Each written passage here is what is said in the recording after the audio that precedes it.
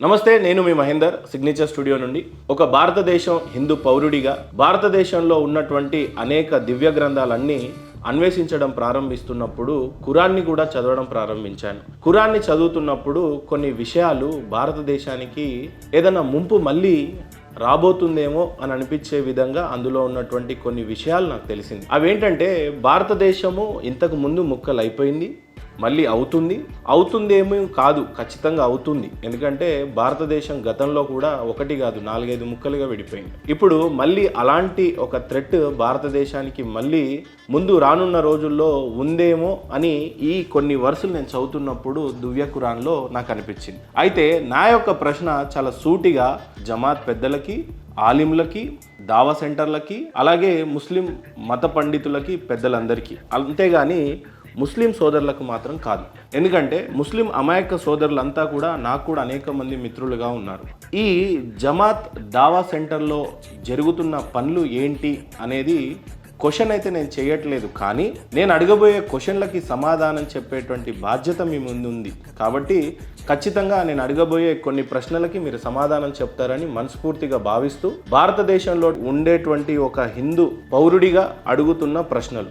హిందువులు అభద్రతా భావంలో ఉన్నారని నాకు అనిపించింది. చాలాసార్లు మాకు ఇస్లాం పట్ల అనేక రకమైనటువంటి వ్యతిరేకతలు ఉన్నప్పటికీ మేము మీతో మంచి స్నేహాన్నే కలిగి ఉన్నాం. భారతదేశంలో పుట్టని మతాలు ఎన్ని ఉన్నాయి సరే, భిన్నత్వంలో ఏకత్వం అని చెప్పేసి మేము మీతో కలిసే ఉన్నాం. అయినా సరే మమ్మల్ని కాఫీర్లని, భ్రష్టులని, దరిద్రులని, ఇట్లా అనేక రకాలుగా ఖురాన్ మమ్మల్ని అనేక విధాలుగా నీచమైన మాటల్ని మమ్మల్ని కించపరుస్తూ మాట్లాడుతూ ఉన్నప్పటికీ మేము మీతో సరైన స్నేహాన్నే చేస్తూ ఉన్నాం. కారణం, సనాతన ధర్మం మాకు ఏం బోధించిందో ఒకసారి మీతో పంచుకునే ప్రయత్నం చేస్తాను. సర్వే జన సుఖినో భవంతు, లోక జన సుఖినో భవంతు అని మాకు నేర్పించింది. కాబట్టి మాకు ఎన్ని వ్యతిరేకతలు ఉన్నప్పటికీ ఇస్లాం పట్ల మేము మిమ్మల్ని గౌరవిస్తూ మీతో స్నేహం చేశాం. కానీ మీ స్నేహం కపట ప్రేమని, మీరు మాతో చేస్తున్నటువంటి అబద్ధపు స్నేహం అని చెప్పేసి ఖురాన్, దివ్య ఖురాన్ చెప్తున్నట్టుగా అనిపించింది. ఒకవేళ నేను చెప్పేది అబద్ధమే అయితే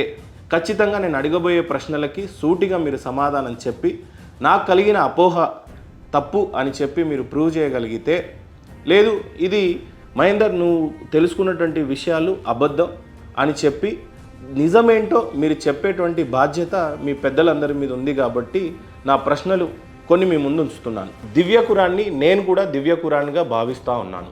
కారణం ఏంటంటే, నిజమైన దేవుడు ఖురాన్లో ఉన్నాడు అని చెప్పేసి చాలామంది ఇస్లాం సోదరులు చెప్తా ఉన్నప్పటికీ నిజమైన దేవుడు ఉన్నాడా లేడా అని కనుక్కునే ప్రయత్నంలో నేను కొన్ని విషయాలు చూశాను. వాటిని మీ ముందు ఉంచే ప్రయత్నం చేస్తాను. దివ్య ఖురాన్లో ఉన్న కొన్ని అభ్యంతరకరమైన విషయాలు నేను గమనించినప్పుడు 4వ సూర 144వ ఆయత్, 3వ సూర 28వ ఆయత్, 5వ సూర 51వ ఆయత్, 8వ సూర 72వ ఆయత్, 9వ సూర 28వ ఆయత్, 2వ సూర 256వ ఆయత్, 18వ సూర 29వ ఆయత్, 9వ సూర 29వ ఆయత్, 3వ సూర 85వ ఆయత్, 9వ సూర 5వ ఆయత్. ఇలా అనేకమైన 20 వర్సులు కొంత ఖురాన్లో నేను చదువుతున్నప్పుడు కానీ, అన్వేషిస్తున్నప్పుడు కానీ, లేదు చాలామంది మిత్రులు కొన్ని చోట్లలో కొన్ని అనేకమైన మంచి ప్లేసెస్లో ఎక్కడైతే చర్చకి చోటు ఉంటుందో, ఎక్కడైతే అన్వేషణకి చోటు ఉంటుందో, ఎక్కడైతే నిజానికి మాత్రమే చోటు ఉంటుందో, అక్కడ కొన్ని ప్రదేశాల్లో కూర్చొని చదువుతున్నప్పుడు కానీ, లేదా తెలుసుకున్నటువంటి విషయాలు అన్వేషిస్తున్నప్పుడు ఈ వర్సెస్కు ఉన్నటువంటి అర్థాలు, వీటి వెనకాల దాగి ఉన్నటువంటి ఉన్మాదం, ఖచ్చితంగా వీటి మీద పెద్దలు సమాధానం చెప్పాలని మనస్ఫూర్తిగా, చర్చకి వచ్చేవాళ్ళు ఖచ్చితంగా అల్లాని ప్రేమించే వాళ్ళై ఉండాలి. ఖురాన్ని చాలా బాగా చదివి ఖచ్చితంగా ఇది పీస్ఫుల్ గ్రంథం అని చెప్తూ ఉంటారు. అంతేకాకుండా ఖురాన్ దివ్య గ్రంథం గురించి చెప్పేటప్పుడు ప్రపంచాన్ని, శాంతిని నెలకొల్పడానికి వచ్చినటువంటి గ్రంథంగా కూడా చెప్తూ ఉంటారు. సో నా ప్రశ్న చాలా సూటిగా జమాత్ పెద్దలకి కానీ, దావా సెంటర్లకు కానీ, ముస్లిం పండితులందరికీ కూడా నా యొక్క విన్నపం ఏంటంటే, దేవుడిని, నిజ దేవుడిని తెలుసుకోవాల్సిన ఒక అన్యుడు వాస్తవానికి మీరు వాళ్ళతో ఫ్రెండ్షిప్లు చేయరని చెప్పేసి ఇలాంటివి చెప్తా ఉన్నాయి.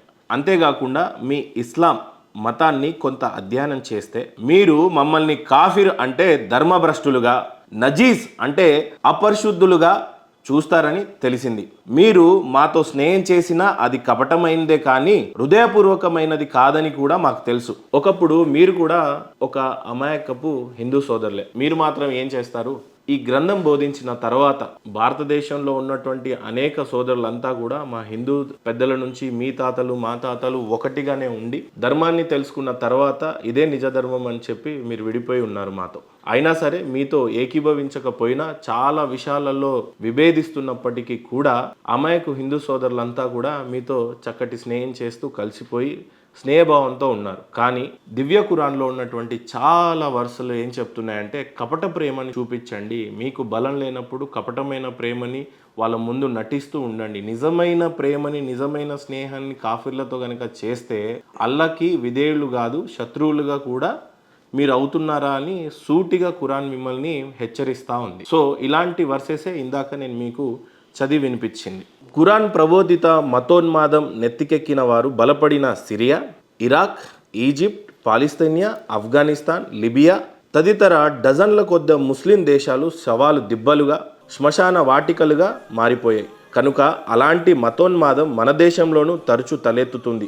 దానిని ఆదిలోనే తుంచకపోతే మన దేశం కల్లోలభరితంగా కాక తప్పదు.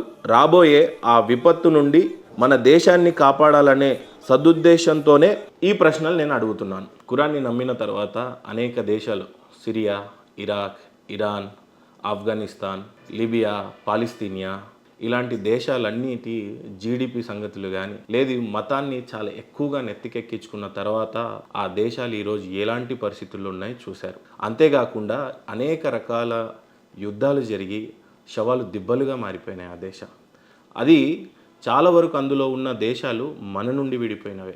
ఇంకా లేటెస్ట్గా చెప్పాలంటే బంగ్లాదేశ్లో కూడా మీరు పరిస్థితులు చూశారు. సో రేపు భారతదేశంలో నుండి విడిపోయిన 4-5 దేశాలు అలానే భారతదేశం రేపు ఒకవేళ ఈ దివ్య ఖురాన్ని అనుసరించి మా ఖురానే గొప్ప లేకపోతే ఇక్కడ మేం మాత్రమే బ్రతుకుండాలి కాఫీర్లు ఇంకా బతకడానికి వీలు లేదు అని చెప్పి వాళ్ళని ఇష్టం ఉన్నట్టుగా నరకొచ్చు అని కూడా ఉంది. కాబట్టి ఎక్కడ కూడా భయాన్ని కానీ రాజ్యాంగబద్ధంగా కల్పించినటువంటి హక్కుల పట్ల లేకపోతే ఎక్కడ కూడా హ్యుమానిటీని గుర్తు చేసే విధంగా కూడా ఉన్నట్టుగా అనిపించలేవు ఈ వర్సులన్నీ.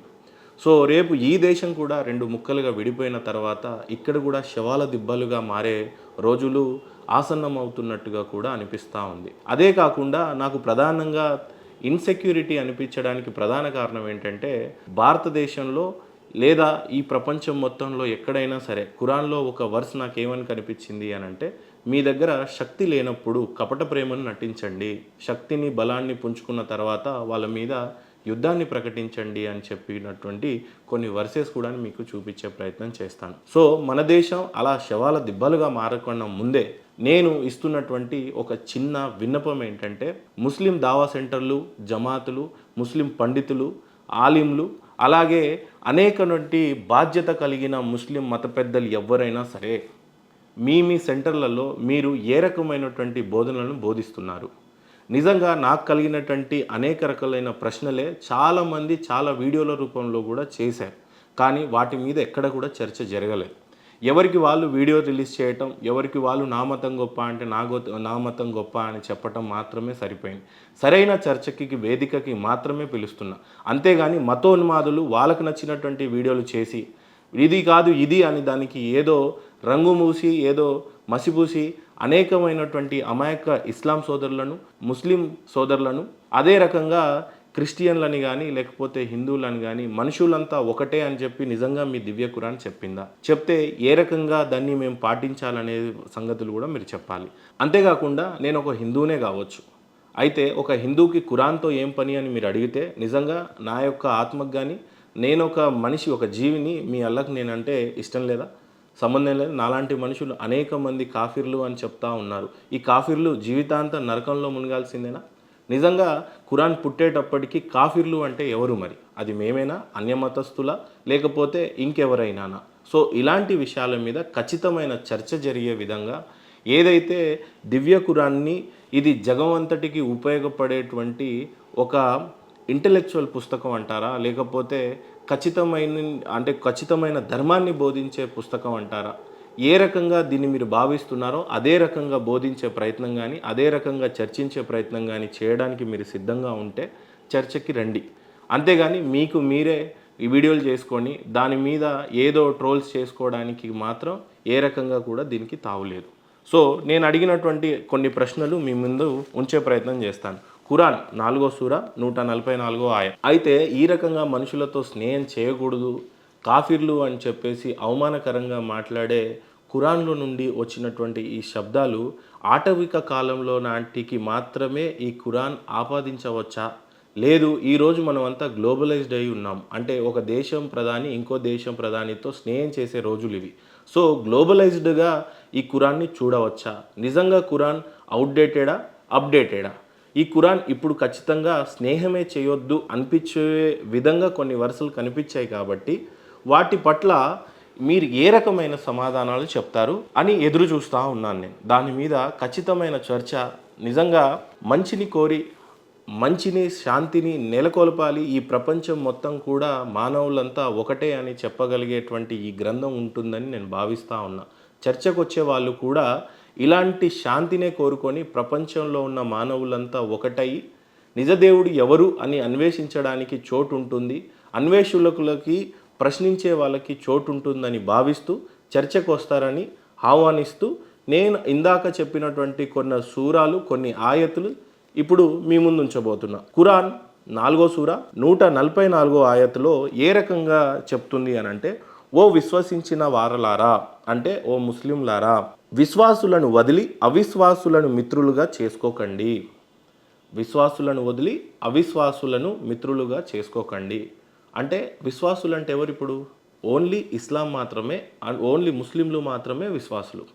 అవిశ్వాసులు అంటే ఎవరు? హిందూ, క్రిస్టియన్, బౌద్ధ్, సిక్, ఇంకా మానవ సంతతిలో జరిగినటువంటి మానవులుగా జన్మించినటువంటి ప్రతి మానవుడు ఈ అవిశ్వాసుల జాబితాలోనే చేర్చబడతా ఉంటారు. సో వాళ్ళతో స్నేహం చేయడానికే పనికి రాదంట.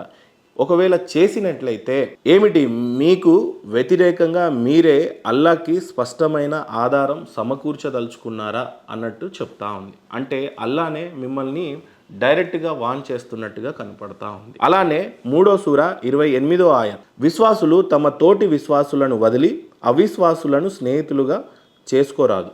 అలాగే అలా చేసిన వాడు ఏ విషయంలోనూ అల్లాతో సంబంధం లేనివాడు. ఇంకేంటండి, అర్థమవుతుంది కదా? సో దావా పండితులు వీటి మీద స్పష్టమైనటువంటి చర్చకు వస్తారని ఆహ్వానించే ప్రయత్నం నేను చేస్తూ ఉన్నాను. అంతేకాకుండా ఇక్కడ అవిశ్వాసులతో స్నేహం చేయటం వల్ల మీకు కలిగేటువంటి ఇబ్బంది ఏంటి అంటే, ఇప్పుడు ఇక్కడున్న రాసిన ప్రతి వర్స్ ఏంటి, ఫస్ట్ చాలా స్పష్టంగా మాట్లాడే ప్రయత్నం చేద్దాం. అసలు ఖురాన్ ఎలా రూపొందించబడింది, ఎలా అవతరించింది అనే కనుక్కునే ప్రయత్నం చేద్దాం. హిస్టరీలోకి వెళ్ళి చూస్తే ఫస్ట్ ముహమ్మద్ ప్రవక్త వారు పీస్ బీ అపాన్ హిమ్ గారికి ఒక దూత వచ్చి అంటే వాక్కు రూపంలో చెప్పే ప్రయత్నం చేస్తుంది. ఆ తర్వాత ఆయన కాస్త భయపడి ఇంటికి వెళ్ళి వాళ్ళ భార్యతో ఈ రకంగా జరిగింది అని చెప్పటం వల్ల భార్య చెప్తుంది ఏంటంటే, నీకు నిజదేవుడు నీ ద్వారా ఏదో గొప్ప సందేహం ఇవ్వబోతున్నాడు ప్రపంచానికి, సో మిమ్మల్ని ఎంచుకున్నాడు అని చెప్పేసి వాళ్ళ భార్య చెప్పే ప్రయత్నం చేస్తుంది. సో ఇప్పుడు ఇక్కడ దైవదూత వచ్చి చెప్తున్నప్పుడు మొహమ్మద్ ప్రవక్త వారు పీస్ బీ అపాన్ హిమ్ గారు చెప్తుంటే శిష్యులు రాశారు లేదా ఆయనే రాశారు అన్నట్టుగా కూడా కొన్ని చరిత్ర ఇతిహాసాల్లో చదువుకున్నాం. అయితే ఇప్పుడు ఇక్కడ దూతకి ఎవరు చెప్తున్నారు? దేవుడు చెప్తున్నాడు. దేవుడు చెప్తుంటే, దూత చెప్తుంటే, దూత మాటలేమో మొహమ్మద్ ప్రవక్త వారు పీస్ బీ అపాన్ హిమ్ గారు విని శిష్యులకు చెప్తుంటే ఈ ఖురాన్ యొక్క అవతారం జరిగింది అని చరిత్ర చెప్తా ఉంది. అంటే ఎవరు చెప్పిన మధ్యలో ట్రాన్స్లేటర్స్ అయినా కూడా అక్కడ దేవుడు చెప్తే ఇక్కడ దివ్య ఖురాన్ అనేది రూపొందించబడింది. అయితే ఇక్కడ స్వయంగా దేవుడే అవిశ్వాసులతో, కాఫిర్లతో, హిందువులతో, క్రిస్టియన్లతో, వేరే ఇతర ఏ మతాలైనా సరే మీరు స్నేహితులుగా చేసుకున్నట్లయితే మీరు అల్లాకి వ్యతిరేకంగా ఉన్నట్టుగా, లేదా వాళ్ళతో స్నేహం చేసినప్పుడు అల్లా మీతో ఏ రకమైనటువంటి సంబంధాలు పెట్టుకోడు అంట. ఇలా దేవుడు చెప్పవచ్చా?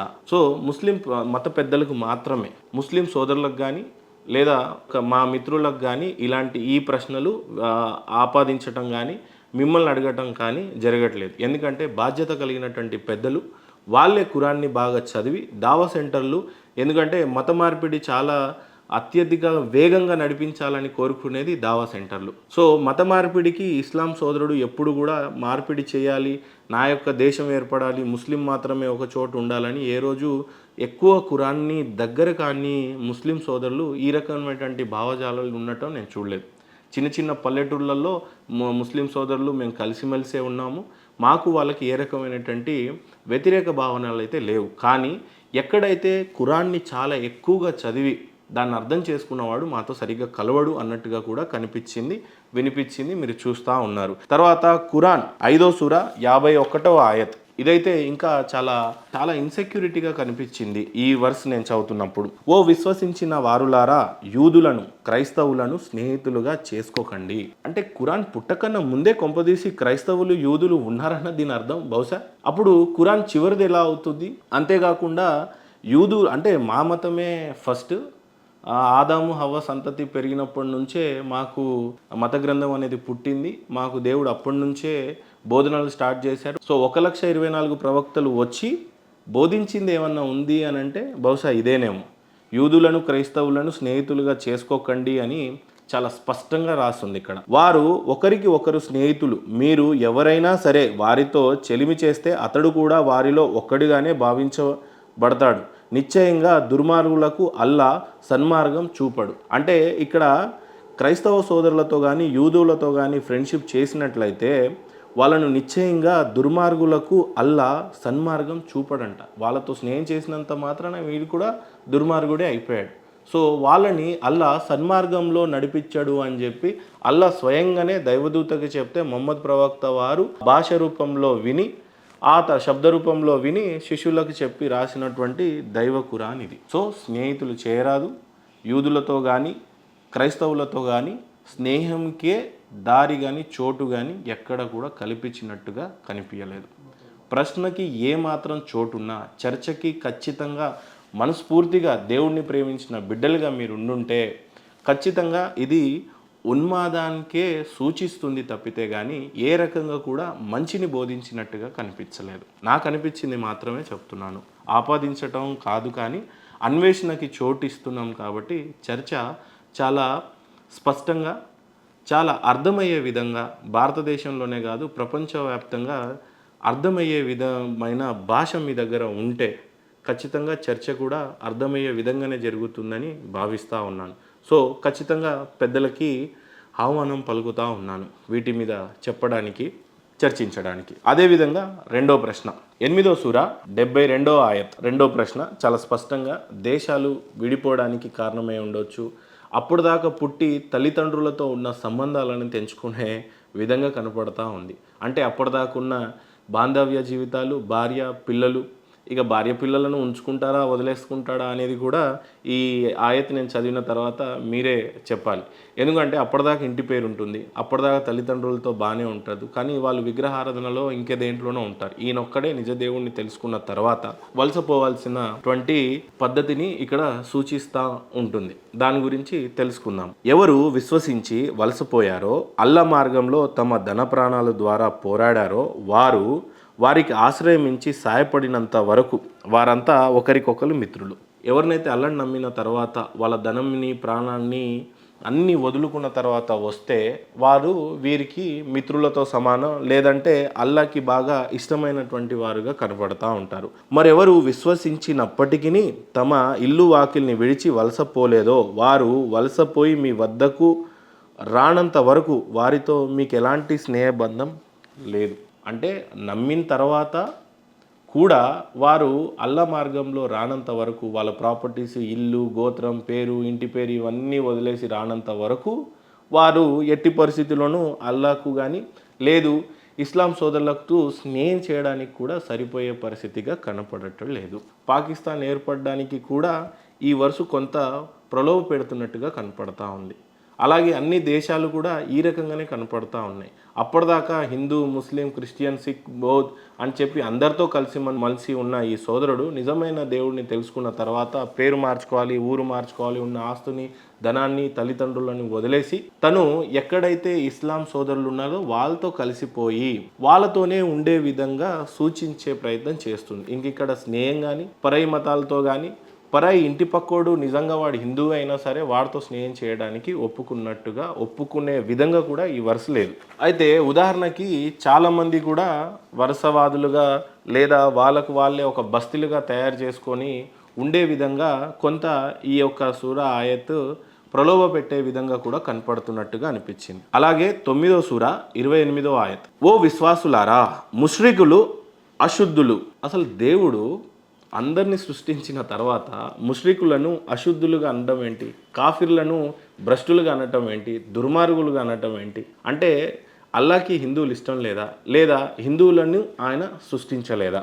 ఓకే, ఏదేమైనప్పటికీ ఓ విశ్వాసులారా, ముష్రికులు అశుద్ధులు కాబట్టి ఈ ఏడాది తర్వాత వారు మసీదే హరాం దరిదాపులకు కూడా రాకూడదు.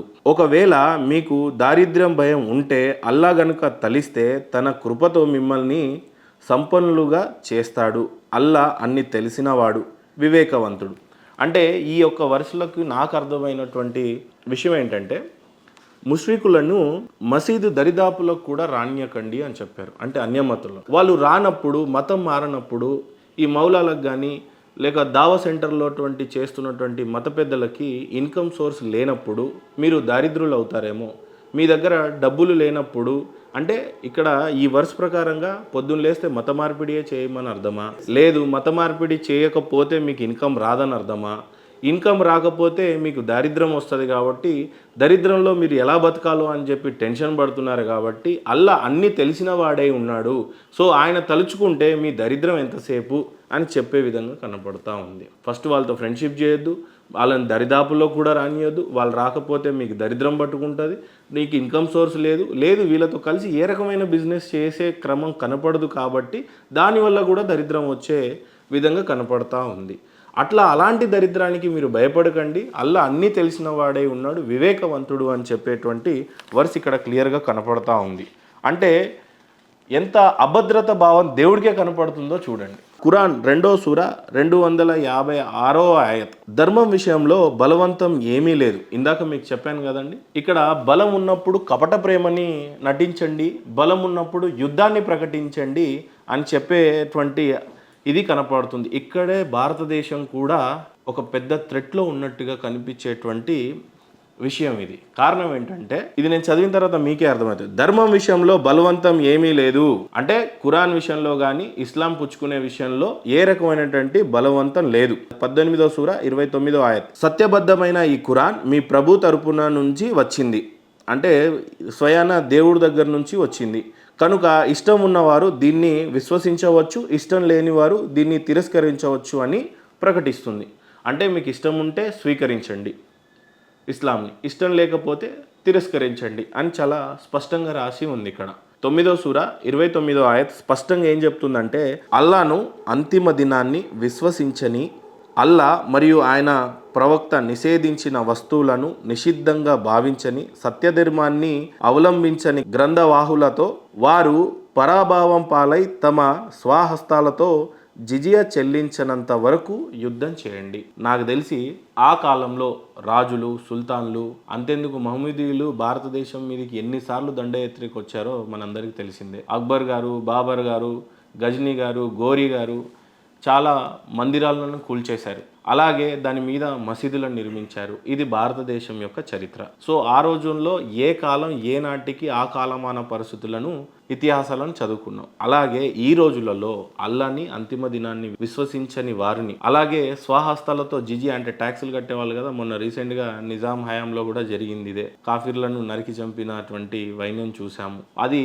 కాఫీర్లను నరికి చంపాలి, ఇష్టం ఉన్నట్టుగా చంపడం వల్ల అల్లాకి ఇష్టమేనేమో అన్నట్టుగా కూడా కొన్ని వరుసలు ఉన్నాయి. అది తదుపరి చదివి వినిపించే ప్రయత్నం చేస్తాను. అయితే ఇక్కడ ఈ 9వ సూర 29వ ఆయత్ స్పష్టంగా చెప్తున్నటువంటి విషయం ఏంటంటే, ఖచ్చితంగా నమ్మాలి, అల్లాని నమ్మాలి, అల్లా నుండి వచ్చిన ప్రవక్తలను నమ్మాలి, ఖచ్చితంగా నమ్మి విశ్వసించి జిజియా ట్యాక్స్ని చెల్లించాలి. ట్యాక్సులు చెల్లించని ఎడల యుద్ధం చేయాలి. అంటే ఇందాక 18వ సూర 29వ ఆయత్, 2వ సూర 256వ ఆయత్లో మీరు నమ్మండి, నమ్మకపోండి, అల్లాకి ఏ రకమైనటువంటి అభ్యంతరం లేదు. కానీ ఇక్కడ 9వ సూరా 29వ ఆయతలో మాత్రం ఖచ్చితంగా నమ్మాలి. నమ్మకపోతే ఒకవేళ మీరు జిజియా ట్యాక్సులు కట్టకపోతే ఖచ్చితంగా మన మీద యుద్ధాన్ని కూడా ప్రకటించండి అని చెప్పి ఈ వర్సులు చెప్తుంది. అంటే ఒకే దివ్య ఖురాన్లో ఒకే రకమైన ధర్మాన్ని బోధిస్తుంది అనే క్రమంలోనే ఒక పక్క సరెండర్ అవుతుందని చెప్తుంది, మరో పక్కనేమో యుద్ధం ప్రకటించమని చెప్తుంది. ఇది ఏ రకంగా కాంటెక్స్ట్ మ్యాచ్ అవుతుందో ఖచ్చితంగా చర్చలో చాలా స్పష్టంగా చెప్పే ప్రయత్నం చేస్తారని పెద్దలకి నా యొక్క మనవి. అలాగే 3వ సూర 19వ ఆయత్, ఇదైతే చాలా స్పష్టంగా ఏదో బ్లాక్మెయిల్ చేస్తున్నట్టుగానే కనిపిస్తూ ఉంది. దీనికి మత పెద్దలు ఏ రకమైనటువంటి చర్చకు వస్తారో గమనించే విషయాలు చూడాలి. నిస్సందేహంగా ఇస్లాం మాత్రమే అల్లా వద్ద సమతమైన ధర్మం. నిస్సందేహంగా అల్లా దగ్గర ఇస్లాం మాత్రమే సమతమైన ధర్మంగా కనపడతా ఉంది.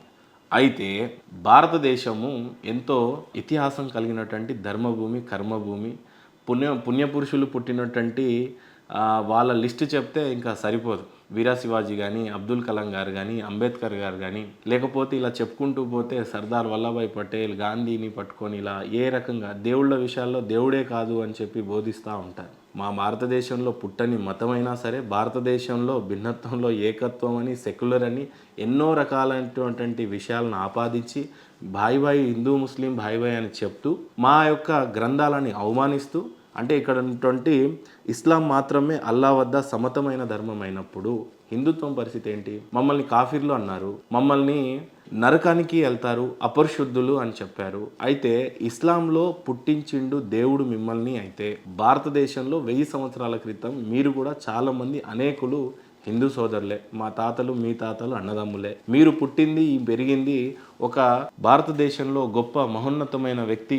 ఈ భారతదేశం యొక్క ఎడ్యుకేషన్ మినిస్టర్గా తొలుత ఆయనే వచ్చారు. అఖండ భారత్ స్లోగన్లో భారతదేశంలో ముస్లింలు అందరం కూడా హిందువులు ఏకీభవిస్తున్నారు కాబట్టి, వాళ్ళు మనల్ని ఉండనిస్తున్నారు కాబట్టి మనం అంతా ఇక్కడ చాలా ప్రశాంతంగా ఉంటున్నాం. ఈ దేశాన్ని వదిలేసి ఎక్కడికి వెళ్తారు? ఈ నేలని మనది, ఈ భూమి మనది అని చెప్పి ఆయన ఓన్ చేసుకున్నాడు. So moral of the story ఏంటంటే, ఇక్కడ ఇస్లాం మాత్రమే అల్లాకు ఇష్టమైన ధర్మం అయినప్పుడు హిందూ దేశంలో హిందూగా మేమంతా పుట్టాం. 100 కోట్ల జనాభా మేము ఇప్పుడు కరెంట్ జనరేషన్లో మేమంతా బతుకుతున్నప్పుడు మాకన్నా పూర్వీకులు, మా తాతలు ముత్తాతలు, ఫ్రీడమ్ ఫైటర్సు, రాజులు, రాజ్యాలు వీళ్ళంతా ఎక్కడికి పోయినట్టు?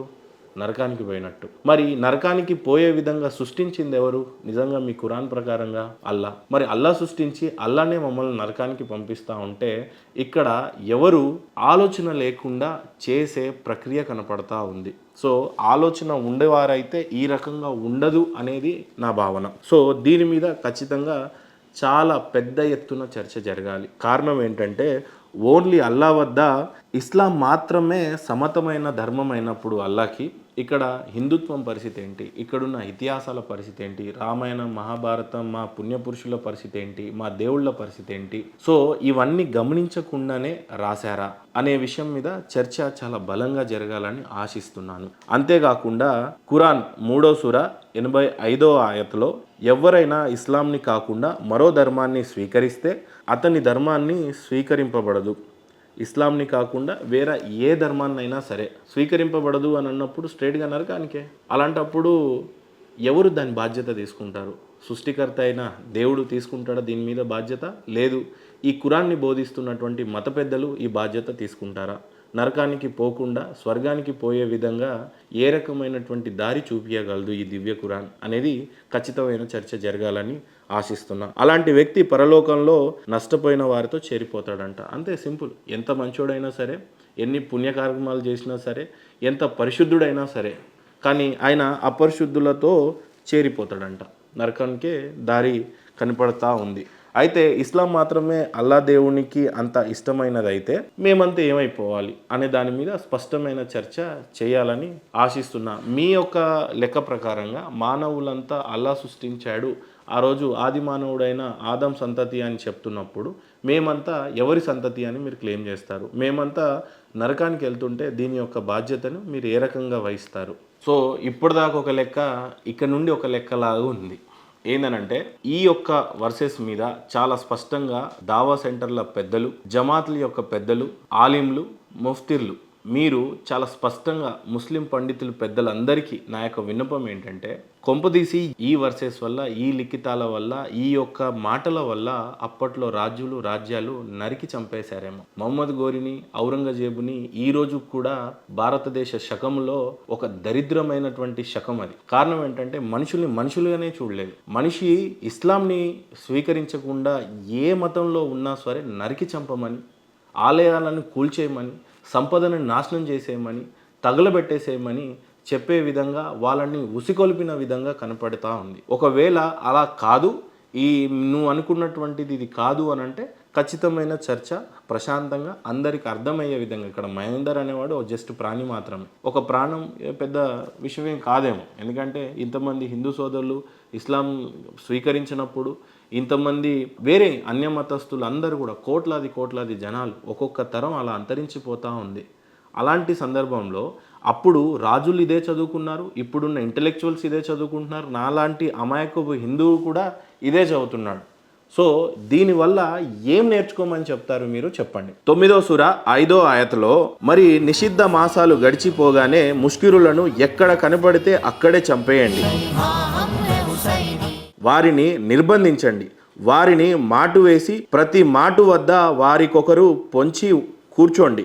ఒకవేళ వారు పశ్చాత్తాపం చెంది నమాజును నెలకొల్పితే, జాకాతును విధిగా చెల్లిస్తే వారి మార్గాన వారిని వదిలిపెట్టేయండి. నిశ్చయంగా అల్లా క్షమించేవాడు, కనికరించేవాడు.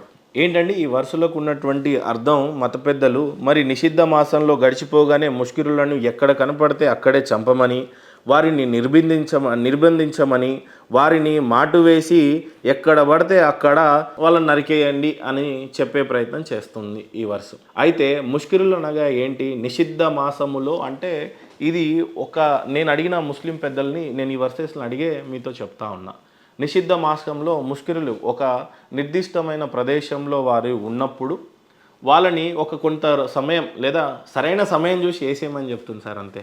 అయితే ఇక్కడ ముష్కరులు ధర్మభ్రష్టులై ఉండొచ్చు మీ దృష్టిలో, లేదా ఒక దేశంలో ఉంటూ ఆ దేశం యొక్క రహస్యాలు ఇంకో దేశానికి అందించిన వాడై మూర్ఖుడై ఉండొచ్చు, లేదా స్నేహం చేస్తూ వాడిని మోసం చేస్తూ ఇంకో రకమైనటువంటి పద్ధతి కనపరుస్తూ ఉన్నాడేమో.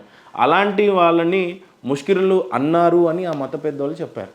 అయితే నాకు అయితే అది జెన్యూన్గా అనిపించలేదు. సో ఇలాంటి విషయాల్ని చాలా స్పష్టంగా దావా సెంటర్లో ఉన్న పెద్దలకి తెలుసు కాబట్టి చర్చకు రమ్మని ఆహ్వానిస్తున్నాను సార్. ఇలాంటి అపోహలు ఉన్నదానికి ఇంకొకటి జోడించి చెప్పే ప్రయత్నం చేస్తున్నారు. కానీ ఈ వర్స్కి చాలా స్పష్టంగా అర్థమవుతుంది ఏంటంటే, బలహీనంగా ఉన్నప్పుడు మతం స్వీకరించకపోయినా వారిని వదిలేయండి అని చెప్తున్నప్పుడు, మరి ఇక్కడ ముష్కరులను మాటేసి చంపేయి, లేకపోతే నిషిద్ధ కాలం అయిపోయిన తర్వాత వాళ్ళని నరికి చంపేయి అని చెప్పడం, అసలు దేవుడు ఎక్కడైనా ఒక మనిషిని నరికి చంపేయమని చెప్పి ప్రలోభ పెట్టే ఉసికొల్పే ప్రయత్నం చేస్తాడా?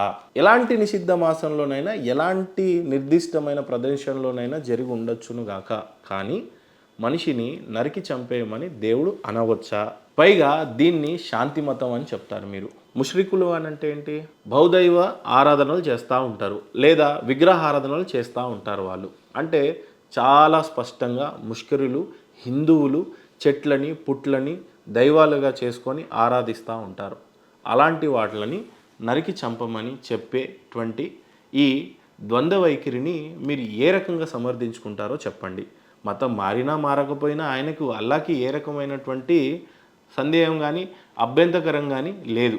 కానీ మళ్ళీ అల్లాకి ఇక్కడ ఎలాంటి సందేహం వచ్చిందో ఏంటో తెలియదు. కానీ మొహమ్మద్ ప్రవక్త వారు పీస్ బి అపాన్ హిమ్ ఏ రకంగా దీన్ని బోధించే ప్రయత్నం చేశారు నాకు తెలీదు. కానీ బట్ ఈ రకంగా నరికి చంపమని కర్కష్టంగా, అసలు ఎక్కడ కూడా హ్యుమానిటీ ఉన్నట్టుగా లేని విధంగా శాంతి మతం అని కూడా క్లెయిమ్ చేసుకోవడానికి ఏ రకంగా అనుమతిస్తారు, ఏ రకంగా స్వీకరిస్తారో మీరే చర్చలో దీని మీద స్పష్టంగా అవగాహన తెచ్చే విధంగా, చాలామందికి వీటి పట్ల అభ్యంతకరంగా ఉన్నా కూడా హిందూ పండితులు ఖురాన్ గురించి చదువుతున్నప్పుడు ఇవి చాలా, ఇంకా నిజంగా చెప్పాలి అంటే ముస్లిం పండితులందరికీ కూడా చర్చకు రమ్మడానికి ఒక మంచి ఆపర్చునిటీగా తీసుకుంటారనే భావిస్తూ ఉన్నాను. ఈ ప్లాట్ఫామ్ వల్ల ఖురాన్ మీద ఎన్నో రకాల అపోహలు ఉన్నాయి. చాలామంది సోదరులు పెద్ద పెద్ద నేషనల్ మీడియా ఛానల్ ముంగట వచ్చి ఖురాన్ ఈ రకంగా నరికి చంపమందని, కపట ప్రేమ చేయమని, అనేక రకాల పెళ్ళిళ్ళు చేసుకోమని, అనేక రకాలైనటువంటి అపోహలు, ఇందాక నేను చెప్తూ వస్తున్నటువంటి అన్ని అపోహలకు ఒక మంచి ప్లాట్ఫామ్ క్రియేట్ చేస్తే దాన్ని ఆసరాగా తీసుకొని, లేదా ఒక మంచి ఆపర్చునిటీగా తీసుకొని ఈ ప్లాట్ఫామ్ మీద మంచికి చర్చకి దారి తీసి ఈ అపోహలన్నిటికీ కూడా మంచిగా క్లారిఫికేషన్ ఇస్తారని భావిస్తూ ఉన్నాను. అంతేగాని ఇంకోలాగా తీసుకునే ప్రయత్నం చేయకండి. అయితే ఇలాంటి ఎన్నో సూరాలు, ఎన్నో ఆయతులు స్పష్టంగా నేను చెప్పుకుంటూ వచ్చాను. ఏది కూడా నేను కల్పించింది మాత్రం కాదు. అంతేగాని నాలో ఏదో ఉన్మాదం రేగెత్తిపోయి ఏదో అటెన్షన్ సీక్ కోసం చేస్తారని చాలామంది ఆపాదించే ప్రయత్నం చేస్తూ ఉంటారు. ఖచ్చితంగా చెప్పాలి అని అంటే ఒక మానవుడిగా పుట్టిన తర్వాత సనాతన ధర్మాన్ని నమ్మే ఒక హిందూ వ్యక్తిగా ఎప్పుడు కూడా ఇంకో మతాన్ని తప్పుగా అనుమని కానీ, లేదు ఈ మతం చెడ్డది అని ఆపాదించమని కానీ ఎక్కడ కూడా సనాతన ధర్మం మాకు నేర్పించలేదు. కాకపోతే భారతదేశంలో ఖురాన్ ఏ రకమైనటువంటి ప్రభావితం చేస్తూ ఉందో, అలాగే ప్రపంచం మొత్తంలోనూ ఖురాన్ని పాటించే వాళ్ళు చాలామంది ఉన్నప్పటికీ వాళ్ళల్లో ఉండేటువంటి భావజాలాలు ఏ రకంగా ఉంటున్నాయి అని చెప్పి అన్వేషించినప్పుడు కొంత బాధ కలిగించిన తర్వాత వీటన్నిటి మీద చర్చ జరగాలి. ఇంతేకాకుండా చాలామంది మత పెద్దలు ఏ రకంగా బోధిస్తున్నారు అని అంటే, మీరు ఎన్ని పాపాలు చేసినా, ఎన్ని మర్డర్లు చేసినా, ఎన్ని దొంగతనాలు చేసినా నువ్వు ఇస్లాంని స్వీకరిస్తే చాలు, అల్లా నిన్ను క్షమించి పరలోకానికి తీసుకెళ్ళి నీకు స్వర్గప్రాప్తి చేస్తాడు అని చెప్పి కూడా కొంతమంది జమాత్ పెద్దలు బోధిస్తూ ఉన్నారు. జమాత్ సెంటర్లలో మీరు ఏ రకమైనటువంటి పాపాలు చేసినా సరే, ధర్మభ్రష్టులైనా సరే, ఎవరైనా సరే, కానీ మీరు ఓన్లీ ఇస్లాంని నమ్మినట్టయితే మీరు స్వర్గానికి వెళ్తారు అని చెప్పి కొంతమంది చెప్తున్నారంటున్నా. అందరు చెప్తున్నారు అనేది కాదు, బట్ దీని మీద కూడా చర్చ జరగాలి అని చెప్పి. అంతెందుకు, మీకు అనిపించట్లేదా? ఇన్ని ప్రశ్నలు నాకు పుట్టిన తర్వాత, ఇన్ని మీ ముందు పెట్టిన తర్వాత మీకు కూడా ఖచ్చితంగా చర్చకి చోటు కల్పించాలి అని మీకు అనిపించిందనే మనస్ఫూర్తిగా భావిస్తూ ఉన్నాను. ప్రపంచవ్యాప్తంగా ఎన్నో ధర్మ గ్రంథాలు ఉన్నాయి. ఐ థింక్ ఖురాన్ పుట్టకన్నా ముందు కూడా, అంటే ఖురాన్ లోపట్లో ఏముందనేది కాసేపు పక్కన పెడితే, చరిత్ర ఇతిహాసాల్లోకి పోయిన తర్వాత ఏ దశాబ్దంలో ఖురాన్ అవతరించిందో తెలుసు, ఎవరి చేత అవతరించిందో తెలుసు. కానీ అంతకుముందు వచ్చినటువంటి గ్రంథాలు, ధర్మాలు, అంతెందుకు ఖురాన్ వచ్చిన తర్వాత ఖురాన్లో వచ్చినటువంటి ప్రవక్తలే వాళ్ళని కొట్టేయబడ్డారు, క్యాన్సిల్ చేయబడ్డారు. అంటే ఖురాన్ వచ్చిన తర్వాత చివరి ప్రవక్త మాత్రమే బోధించినటువంటి ప్రవక్తని, అంటే ఇంకా ఆయన్నే లాస్ట్, ఆయన చెప్పిందే వేదం అన్నట్టుగా అప్పటి వరకు ఉన్నటువంటి ప్రపంచవ్యాప్తంగా ఎన్నో ధర్మ గ్రంథాలన్నింటినీ కూడా ఖురాన్ క్యాన్సిల్ చేస్తుంది. ఓకే, రాబోతున్న గ్రంథాలను కూడా ఖురాన్ క్యాన్సిల్ చేస్తుందా అని అంటే లేదు, అసలు రావద్దు కూడా. ఖచ్చితంగా ఇదే ఆఖరి దైవ గ్రంథం, ఆఖరి ప్రవక్త కూడా ఆయనే. అంతేకాకుండా ఈ ప్రపంచవ్యాప్తంగా ఎన్ని గ్రంథాలు అయితే ఉన్నాయో ఆ గ్రంథాలన్నిటిని కొట్టివేయబడుతుంది అని. అంటే అంతకుముందు చాలా దివ్య ఖురాన్లు కాకుండా చాలా దివ్య గ్రంథాలు ఉన్నాయని ఖురాన్ చెప్తున్నట్టుగా కనపడతా ఉంది. అయితే కేవలం మా యొక్క దివ్య ఖురాన్ మాత్రమే పరిశుద్ధమైనది, ఖచ్చితమైనది అని చెప్తున్నప్పుడు దాన్ని ఖచ్చితంగా భావించాలి అని మీరు కోరుకుంటే, మేము కూడా దివ్య ఖురాన్ని ఖచ్చితమైన దివ్య గ్రంథం అని నమ్మాలి అని అనుకుంటే, మరి ప్రపంచవ్యాప్తంగా వచ్చినటువంటి దివ్య ఖురాన్ లాంటి గ్రంథాలు ఎన్నో ఉన్నాయి, వాటిని మీరు గౌరవించలేదు. మేము కూడా గౌరవించాలి అని అంటే తలకాయలు తీసేయండి, లేకపోతే స్నేహం చేయకూడదు, ముష్రికులు, దరిద్రులు, ఇంకా ఎన్ని రకాలైనటువంటి అవమానకరంగా ఇన్సల్ట్ చేస్తూ మమ్మల్ని భావించా ఉన్నారో మీరు. అయినా సరే చర్చ జరిగిన తర్వాత మేము కూడా ఈ యొక్క గ్రంథాన్ని, దివ్య ఖురాన్ని దివ్య గ్రంథంగా నమ్మాలి అని అనుకుంటే వీటి మీద ఖచ్చితమైన స్పష్టత మీరు ఇవ్వాలని భావిస్తూ ఉన్నాను. ఏ దివ్య గ్రంథమైనా సరే, ఏ దేశంలో పుట్టినా సరే, ఆ దేశానికి విధేయులుగా ఉండాలి, ఆ దేశాన్ని ప్రేమించే విధంగా ఉండాలి, అక్కడున్న సంస్కృతులను, సాంప్రదాయాలను గౌరవించే విధంగా ఉండాలి. అంతేగాని మీరు భారతదేశంలో పుట్టినా, అమెరికాలో పుట్టినా, ఎక్కడ పుట్టినా ఒకసారి ఖురాన్ని చదవడం ప్రారంభించిన తర్వాత మీ పూర్వీకులంతా కూడా సౌదీ అరేబియాకి, సౌదీలోనే మక్కా మదీనానే ప్రేమించు అనే విధంగా ఈ గ్రంథం చెప్తా ఉన్నట్టుగా కనపడతా ఉంది. సో ఈ రకంగా బోధించే ఈ దివ్య ఖురాన్ మనుషుల్లో ఎంతో కొంత ఉన్మాదాన్ని నింపే విధంగా లేదా? భారతదేశంలో ఉంటూ భారతదేశ సంస్కృతిని ప్రేమించడంలో తప్పేముందండి? బొట్టు పెట్టుకోకూడదు, చీర కట్టుకోకూడదు, లేకపోతే ఒక మనిషి ఇంకో మనిషితోని స్నేహం చేయకూడదు, లేదు ముష్రికులు అని అనిపిస్తూ ఉంటే నరకమని చెప్పేసి. సో భారతదేశంలో ఉంటూ భారతదేశాన్ని గౌరవించారు. సరే, భారతదేశంలో ఉన్నటువంటి నేషనల్ యాంథమ్కి కూడా చాలామంది సైల్యూట్ కూడా చేయని వాళ్ళని కూడా చూస్తూ ఉన్నాము. కారణం ఏంటంటే వీళ్ళకి ఇక్కడున్న ప్రేమ కన్నా కూడా అక్కడ వాళ్ళ పూర్వీకులు ఎక్కడ అరబ్ దేశాల్లో ఉన్న ప్రేమనే ఎక్కువగా కనపరుస్తూ ఉంది. కారణం ఉదాహరణకి మీ గుండె మీద చేతేసి మత పెద్దలు నా ప్రశ్నకు సమాధానం సూటిగా చెప్పాలి. భారతదేశంలో లేదా ఎక్కడైనా సరే ఇండియా పాకిస్తాన్ మ్యాచ్ ఆడుతున్నప్పుడు చాలామంది ముస్లిం సోదరులు జై పాకిస్తాన్ అనే నినాదాలను ఎంతమంది చూడలేదు? పాకిస్తాన్ ఓడిపోతే భారతదేశంలోనే టీవీలు పగలగొట్టడం ఎంతమంది చూడలేదు? మొన్నటికి మొన్న కర్ణాటకలో ఒక ఎలక్షన్ జరుగుతూ ఉంటే భారతదేశం యొక్క జెండాను తీసి కింద అపాస్పాలు చేసి పాకిస్తాన్ యొక్క జెండాని పైన కట్టి పాకిస్తాన్ జిందాబాద్ అనే నినాదాన్ని చూడలేదు. అంటే ఇవి నేను ముస్లింలకు ఆపాదిస్తున్నానని తెలివిగా నన్నేదో కౌంటర్ చేసే ప్రయత్నం చేయకూడదండి. కారణం ఏంటంటే ఎందుకు వాళ్ళల్లో ఈ ఉన్మాదం వచ్చిందో చెప్పాలి మీరు. భారతదేశంలో ఉన్నటువంటి ముస్లింలు జై పాకిస్తాన్ అనడానికి ఏంటి?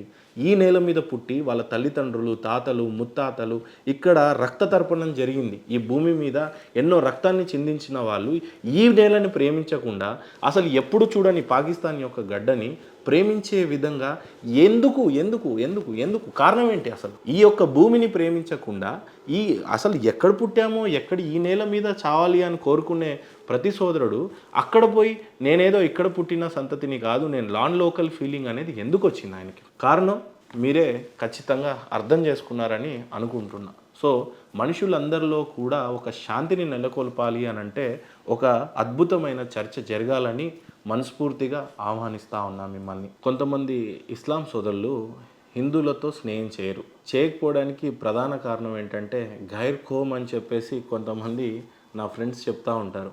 అరే ఉన్నా గైర్ ఖోమ్ అరే ఉస్కే సాత్ కైకు అంటే మన జాతితో ఉంటూ భారతదేశంలో పుట్టి ఉండి కూడా స్వజాతులుగా గౌరవించకుండా వాడేదో పరజాతిగా ఈ దేశం వాడు కాదు లేకపోతే ఈ మతం వాడు కాదు అని చెప్పే ఉన్మాదం వాళ్ళు కనపడతా ఉంది. ఈ గైర్ ఖోమ్ అని అనడం ఏంటండి? స్వజాతులుగా వాళ్ళని ఎందుకు గౌరవించారు? హమ్ ఖోమ్ అని ఎందుకు యాక్సెప్ట్ చేయరు? స్వజాతులుగా ఎందుకు ఇష్టపడరు? ఈ రకంగా ఉండటం వల్ల ఇస్లాంలో ద్వంద్వ వైఖరి కనిపించడమే కాకుండా ఈ తోటి హిందువులను చాలా అవమానకరంగా గైర్కోమ్గా పిలవడానికి గల ప్రధాన కారణం ఏంటి అని అంటే ఒకే భారతదేశంలో ఉంటూ ఒకే దేశంలో ఉంటూ స్వజాతులుగా గౌరవించకుండా విజాతులుగా వాళ్ళని అవమానకరంగా చాలా గైర్కోమ్గా పిలవటం కాకుండా వాళ్ళని కించపరిచే విధంగా ఎందుకు చూస్తున్నారు? ఈ దేశంలో ఉన్నప్పుడు ఈ దేశం యొక్క భక్తి మీలో నరనరాలా కనిపిస్తూ ఉండాలి. అఖండ భారత్ అని చెప్పే స్లోగన్ ఈ భారతదేశంలో ఉంటూ వీడు పరజాతివాడు అని చెప్పేసి వాడిని హమ్కోమ్గా గుర్తించకుండా గైర్కోమ్గా గుర్తించి ఇలాంటి ఉన్మాదం ఎందుకు ఎక్కించుకున్నారు? ఖురాన్ నిజంగానే మంచినే బోధించినప్పుడు మనం అందరం హమ్కోమ్గానే తీసుకోవాలి, అంతేగాని గైర్కోమ్ అని చెప్పేసి ఇంత నీచంగా ఇన్సల్ట్ చేసే విధంగా భారతదేశం మీద ప్రేమ కనిపించకుండా ఈ రకమైనటువంటి ఉన్మాదం ఎందుకు వెలగక్కుతున్నారు? దీని మీద కూడా చర్చ జరగాలని ఆహ్వానిస్తూ ఉన్నాను. అయితే అమాయకపు హిందూ సోదరులంతా కూడా గతంలో ఇతిహాసం చూసినట్లయితే ఎప్పుడు కూడా మాటు వేసి ముష్కరులను చంపే విధంగా కానీ లేదు కాఫీర్లను చేసి చంపే ప్రయత్నం కానీ ఏ హిందూ సోదరుడు చేయలేదు. నిజంగా రాత్రి కాలంలో చూసినట్లయితే మాటు వేసిన చంపినటువంటి సందర్భాలను కూడా చూసాం. కానీ ఈ రోజున ఇదే భారతదేశాన్ని ముస్లిం సోదరులు 6 రాజ్యాలుగా చీల్చారు. పాకిస్తాన్ కావచ్చు, ఆఫ్ఘనిస్తాన్ కావచ్చు, బంగ్లాదేశ్ కావచ్చు, ఇలా చెప్పుకుంటూ పోతే ఇంకో 2-3 దేశాలు. అయితే ఇస్లాం సోదరులకు ఇంత చిన్న దేశంలో ఇంకా ముక్కలుగా చేసి 4-5 దేశాలు ఏర్పడినప్పుడు 100 కోట్ల జనాభా ఒక హిందూ దేశాన్ని కోరుకుంటే మాత్రం ఎక్కడ లేని స్ట్రైకులు చేస్తారు. లేదు వాళ్ళకు కూడా కావాలి కదా సామరక్షంగా, నిజంగానే మీ దృష్టిలో మేమంతా కాఫీర్లే కదా, కాఫీర్లంతా పాపిస్టోళ్ళంతా పోయి ఒక దేశాన్ని నిర్మించుకుంటే కూడా మీకు ఇబ్బందికరంగానే ఉంటుంది. కారణం ఏంటి? ఎందుకు కాఫీర్లు అంతా కలిసి ఒక దేశం తీసుకుంటే మీకున్న ప్రాబ్లం ఏంటి? నిజంగానే పాకిస్తాన్ పరిశుద్ధులంతా కలిసి ఒక స్థాన్ని నిర్మించుకున్నప్పుడు హిందువులంతా కూడా అంటే అయిపోవాలనేది నా ఉద్దేశం కాదు. బట్ ఎప్పుడైతే మీకు ఒక రాజ్యం కావాలి అని అన్నప్పుడు హిందూ సోదరులు చాలామంది కూడా ఆలోచించి వెనక ముందు ఏమీ ఆలోచించకుండా సనాతన ధర్మాన్ని పాటించి సరే వాళ్ళకు ఒక దేశం కావాలి బంగ్లాదేశ్ని ఇచ్చేశారు, సరే వాళ్ళకి కావాలి పాకిస్తాన్ ఇచ్చారు, వాళ్ళకి కావాలి ఆఫ్ఘనిస్తాన్ని ఇచ్చేశారు, ఇలా ఎన్నిసార్లు వాళ్ళకి కావాలన్నా వాళ్ళకి ఇచ్చారు. కానీ హిందూ సోదరుడు ఎప్పుడైతే మేము ఇంతమంది కలిసి ప్రపంచం మొత్తంలో అనేక ఇస్లాం రాజ్యాలు అనేక ఇస్లాం దేశాలు ఉన్నాయి, కానీ హిందూకి ఒక్క దేశం కూడా లేదు. అలాంటి ఒక్క దేశం ఏర్పడాలన్నా కూడా ఎందుకు మీరు ఏకీభవించారు? కొంతగా అడ్డుపడుతూ విషయం కూడా కనపడతా ఉంటుంది. కారణం ఏంటి? సో అది సంగతి. ఒక హిందూ దేశం ఏర్పడడానికి ఏర్పాటువాదులంతా కూడా దాన్ని అపోజ్ చేస్తూ ఉంటారు. సో ఫైనల్గా చెప్పొచ్చేది ఏంటి అని అంటే, నిజంగా ఈ భారతదేశం అంతా కూడా అఖండ భారత్ మళ్ళీ కావాలని కలలు కంటా ఉంది. కారణం హిందువులంతా ఒక చోటు ఉండాలి అని కాదు. మానవులు మా చేత మా తాతలు ముత్తాతల నుంచి కలిసి ఉన్నటువంటి పెద్దలందరూ విడిపోయారు. ఆ కాలం నాటి మంచి అంతా కూడా విడిపోయినట్టుగా కనిపించింది. అంటే ఇతిహాసాల్లో చూసినట్లయితే అందరూ విడిపోయి తలా ఒక ముక్కలుగా అయిపోయారు. నిజంగా అందరూ మళ్ళీ కలవాలి, మా మధ్య ఏ విభేదాలు లేవు, మేమంతా ఒక్కటే అని చెప్పి ఈ భారత గడ్డ పైన పుట్టినటువంటి ప్రతి బిడ్డ ఖచ్చితంగా అఖండ భారత్ స్లోగన్ కానీ దేశభక్తిని కనబరుస్తూ కానీ, నిజంగానే ఇస్లాం ఒక శాంతి ధర్మం, ఖురాన్లో శాంతినే బోధిస్తుంది, నిజంగా మాకు అర్థమైనటువంటి ప్రతి వర్సు అబద్ధమే అని చెప్పినప్పుడు ఏ మత పండితులైనా సరే, ఖురాన్ గురించి బోధించేటువంటి ఏ మత పండితులైనా సరే, జమాత్ పెద్దలైనా సరే, దావా పండితులైనా సరే, ఆలింలైనా సరే, ముఫ్తీలైనా సరే, ఖచ్చితంగా చర్చ ఏ విధంగా ఉండాలి అని అంటే, ఓవరాల్గా ఏదో ఉన్మాదాన్ని రెచ్చగొట్టాలి, లేదు ఈ నేను మాట్లాడినటువంటి వాక్యాలన్నీ నా సొంతంగానే మాట్లాడుకున్నాడు, ఖచ్చితంగా వీడినేదో చేయాలి అనే విధంగా కాకుండా, నేను అడుగుతున్న విషయం ఏంటంటే, బహుశా ఆ నిజదేవుడు మీరు నమ్ముతున్న వారే నాలో రేగెత్తించిన ప్రశ్న అని మీరు నమ్మితే, నేను అదే నమ్ముతున్నాను ఇప్పటికి కూడా. వీటి మీద ఖచ్చితమైన చర్చ జరగాలి తప్పితే కానీ ఉన్మాదులుగా భావించి దీని మీద మీకు మీరే కొంతమంది జోకర్ లాంటి వాళ్ళు ఉన్నారు. ఏంటంటే వాళ్ళకి కేవలం వీడియోలకు వ్యూస్ వస్తే చాలు, పబ్లిసిటీ వస్తే చాలు, మా మతం ఏమైపోయినా పర్లేదు కానీ నాకు మాత్రం పబ్లిసిటీ కావాలని కోరుకునే నీచమైనటువంటి వ్యక్తుల్ని కొంతమందిని చూశాను. ఈ మధ్య సోషల్ మీడియా ప్రభావితం ఎక్కువ ఉంది. మరి మహేందర్ గారు మీరు చేస్తున్నటువంటి ఇది ఏంటి అంటే, నాకు సొంతంగా ఛానల్ ఉందన్న, నేను ఛానల్ పెట్టుకున్న తర్వాత నేను పిలుస్తున్నది చర్చకు మాత్రమే అన్న. నేషనల్ మీడియా ఛానల్స్ అన్నీ ఏం చెప్తున్నాయి అని అంటే, ఖచ్చితంగా ఖురాన్ వల్ల కొంత మత ఉన్మాదం పెరుగుతూ ఉంది, ఇలాంటి వర్సులు ఉన్నాయి కదా, దీని మీద చర్చ జరగాలి కదా అని నేషనల్ మీడియా ఛానల్ పొద్దున్న లేస్తే వాగుతూ ఉన్నాయి. తెలుగులో ఎంతో కొంత ధైర్యం చేసి నిజదేవుడు ఎవరు, నిజమైన ధర్మం ఏంటి, నిజమైన దివ్య గ్రంథం ఏది అని చర్చకి రమ్మంటున్నాను నేను, అంతేగాని లౌకికవాదం అంటూ, సనాతన ధర్మం అంటూ, లేదంటే బైబుల్ అంటూ, ఖురాన్ అంటూ కొట్టుకొచ్చావమని నేను అనలేదు. ఎందుకనంటే చర్చ జరిగిన తర్వాత, నిజానిజాలు బయటకు వచ్చిన తర్వాత, మనలందరిలో స్నేహభావం కలిగిన తర్వాత, జాతీయ భావం కలిగిన తర్వాత, ఆ తర్వాత ప్రపంచం అంతా కూడా శాంతిని నెలకొల్పుతుంది అనే భావనతో చర్చకి రమ్మన్నానే తప్పితే కానీ, లేదు ఏదో 4-5 వ్యూస్ వస్తాయి అని చెప్పేసి అడిగే ప్రయత్నం నేను చేయలేదు. కారణం ఏంటంటే, నేను ఒక యంగ్ ఎంటర్‌ప్రెన్యూర్‌ని, మతంతో నాకు ఏ రకమైనటువంటి సంబంధం లేదు. ఇన్ని రోజులు మీరు గమనించారు, ఛానల్ పెట్టి 4-5 సంవత్సరాలు కావస్తున్నప్పటికీ నెల 2 నెలల నుంచి చూస్తున్నట్లయితే గడిచినటువంటి 5-6 నెలలు కేవలం మైథాలజీ సబ్జెక్ట్నే పట్టుకున్నాం. ఈ మైథాలజీ సబ్జెక్ట్ ఏంటంటే, మనుషులందరూ ఒకటే ఉన్నప్పటికీ ఇన్ని గ్రంథాలు, ఇన్ని దేవుళ్ళు, ఇంత ఉన్మాదం ఎందుకు ఒక మనిషి ఇంకో దేశం పైన బాంబులు వేస్తున్నాడు, ఒక మనిషి ఇంకో మనిషిని ఎందుకు నరికి చంపుతున్నాడు, ఒక మనిషి ఇంకో మనిషిని ఎందుకు ద్వేషిస్తున్నాడు, ధర్మ గ్రంథాలన్నీ ఒకటే చెప్తున్నప్పటికీ నిజమైన దేవుడు ఒకడు ఉన్నాడు, నరక స్వర్గాలన్నీ ఒకటి కరెక్ట్గానే బోధిస్తున్నప్పటికీ ప్రతి గ్రంథం కూడా నిజమైన సన్మార్గంలో నడుమని చెప్తున్నప్పుడు, ఈ హిందూ పండితులు కావచ్చు, లేదా క్రిస్టియన్ పండితులు కావచ్చు, పాస్టర్లు కావచ్చు, ఇక ఫాదర్లు కావచ్చు, లేకపోతే జమాత్ సెంటర్ని నడిపిస్తున్నటువంటి పెద్దలు కావచ్చు, లేకపోతే ఇస్లాం పండితులంతా కూడా దైవ ఖురాన్ని నిజంగానే మా యొక్క ధర్మం, మా యొక్క గ్రంథం, శాంతి మతం అని ఈ రకంగా చెప్పుకుంటున్నప్పుడు చర్చకు రావడంలో ఇబ్బంది ఏంటి?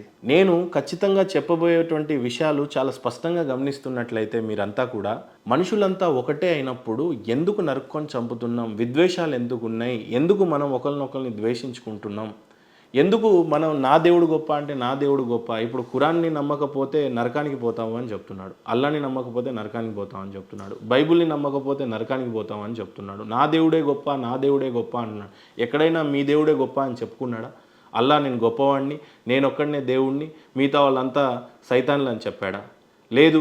బైబుల్ ఎక్కడైనా సరే యేసుప్రభుల వారు వచ్చారు, పైన ఇంకో దేవుడు ఉన్నాడు అని చెప్పి ఆయన బోధించాడు, మీరేమో ఆయనే దేవుడు అంటున్నారు, కాసేపు మేరీ మాత నా దేవుడు అంటున్నారు, ఏసే నా దేవుడు, ఏసే నా ప్రియుడు, లేకపోతే ఏంది ఇదంతా? చర్చకి నిజంగానే మేము ఆహ్వానిస్తున్నప్పుడు ఖచ్చితమైన చర్చ ఏం జరగాలి? మనుషులంతా ఒకటే, గ్రంథాలన్నీ ఒకటే చెప్తున్నాయి, మన దేవుడు ఒకటే చెప్తున్నాడు. నిజ జీవితంలో మీరు బతికేటువంటి బతుకు ఏ రకంగా ఉండాలి, ధర్మబద్ధంగా ఉండాలి, పాపాలు చేయరాదు, అబద్ధాలు ఆడరాదు, దొంగతనం చేయరాదు అని చెప్పి మంచి బోధిస్తున్నప్పుడు ప్రతి గ్రంథము, మరి కొత్తగా ఈ విద్వేషాలు ఎందుకు వచ్చాయి? కేవలం పండితులు మాత్రమే పక్కదోవ పట్టిస్తున్నారు. మిత్రులారా, ఈరోజు క్రిస్టియన్ సోదరులంతా మంచివాళ్లే, హిందూ సోదరులంతా మంచివాళ్లే, ఇస్లాం సోదరులంతా మంచివాళ్లే, కానీ పండితులను మనల్ని వేరు చేసే ప్రయత్నం చేస్తున్నారు. ఏర్పాటువాదంగా భావజాలాలు కనపడతా ఉన్నాయి. వాళ్ళకు మాత్రమే సపరేట్ దేశం కావాలి, వాళ్ళకు మాత్రం సపరేట్గా ఇన్కమ్ కావాలి.